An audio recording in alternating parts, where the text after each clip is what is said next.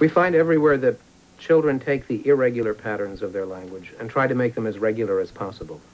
So just like English-speaking children will say things like 2 foots instead of 2 feet, or it braked instead of it broke, children in every language will fill in the missing gaps, fill in the errors, and try to make the language follow a system. They have a clear sense of system.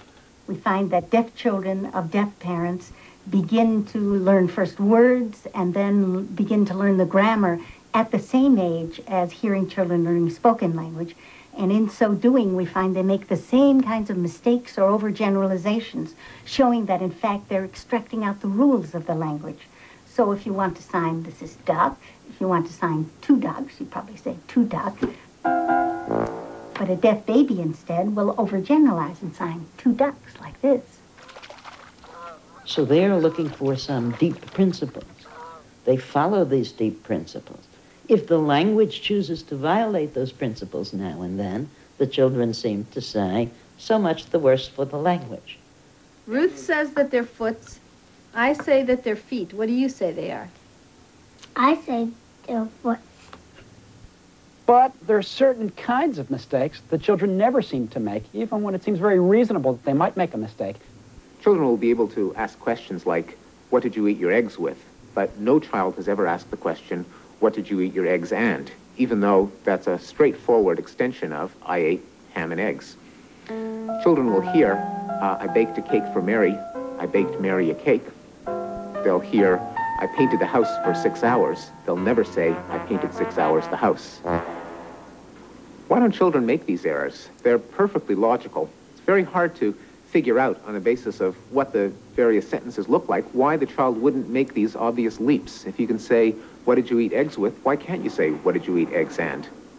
When we imagine a reasonable sort of mistake for a child to make, but never find a child making it, we assume that the mistake would violate some principle or rule of universal grammar. Universal grammar is what the child already knew and doesn't have to learn. What's in here? Ask him what he thinks. What do you think what's in here? Well, that sounded to me like monster heads. No! No. Silly. I know. M&M's. What do you think what's in here? Right. Oh, great. An adult would say, what do you think is in here? But Sam said, What do you think what's in here? it's not just a random error. It's not putting the words together in any old way. Rather, it's a mistake that's actually a rule of a number of other languages. For example, in certain dialects of German, exactly the way you would ask this question is by repeating the what. It just doesn't happen to be the syntactic rule of English. What do you think what's in here? He's not born knowing the grammar of English, but what he knows is that languages will fall into these classes, and he won't step outside those classes and create some novel language that couldn't be a human language.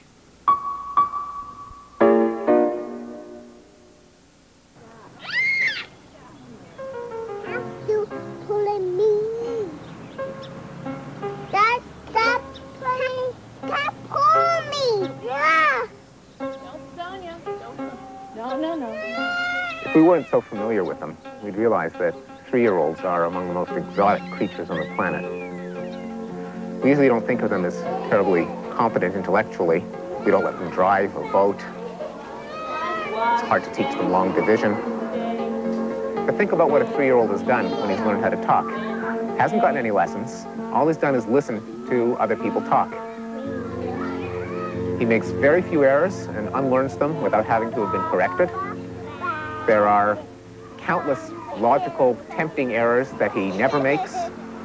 And in less than 2 years, he's developed the ability to express an infinite variety of brand new thoughts into words in a way that other people know exactly what he's thinking.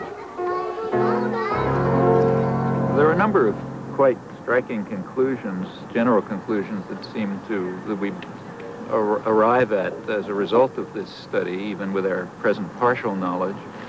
One is a kind of awe at the intricacy and complexity of the mind and its resources. The structures of language that the child automatically constructs on the basis of extremely sparse evidence. A second conclusion is that these intricate, subtle resources must be shared across the species.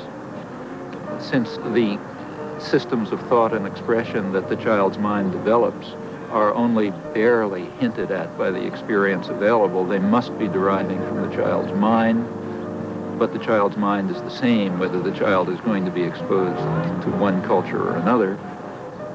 And correspondingly, it must be that at their core, the cultural products, including language, are very similar and, in fact, rooted ultimately in human biology.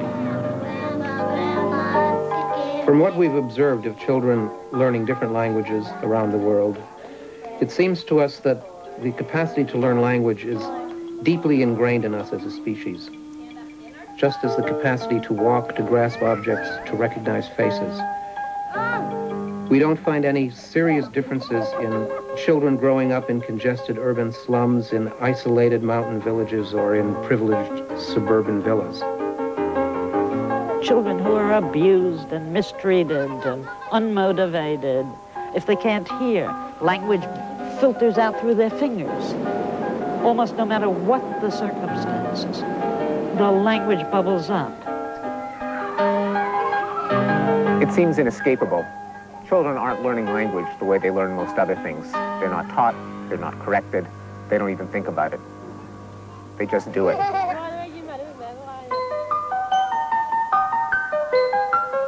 Next time in our series on the human language, if language is biological, how did it evolve?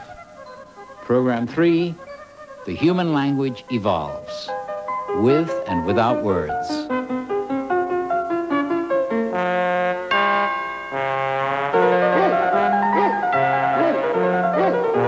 Are state construction costs eating up your tax dollars? Next on Newswatch, a plan that may change that. And after 10 hours, a verdict has been reached for the Long Island Railway gunman. We'll have that for you in all the day's news on Ohio University Public Television. Stay with us.